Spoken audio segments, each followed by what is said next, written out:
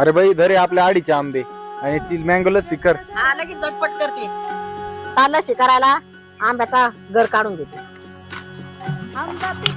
आता आंबे कापून घेतले. आता चमच्याने त्याचा गर काढून घ्यायचा. आंब्याचा गर काढून घेतला. आता तरी घेऊन झटपट लस्सी करून घेऊ. 1 वाटी पाणी काढायला दही घेऊ. आता आंब्याचा गर दह्यात टाकून घ्यायचा. जेवढं वाटीभर दही होतं तेवढी पिठी साखर टाकून घेऊ. 10-15 बर्फाचे तुकडे त्याच्यात टाकून घेऊ. आता हे सारं मिक्स करून घ्यायचं. आता असे आंब्याचे गर असे याच्यात फोडून घ्यायचे. आता लस्सी 10-15 मिनिटं अशी हलवून घेतली मिळून भारी. आता वरून इलायची टाकू. आपली लस्सी तयार झाली. आता ओतून घेते.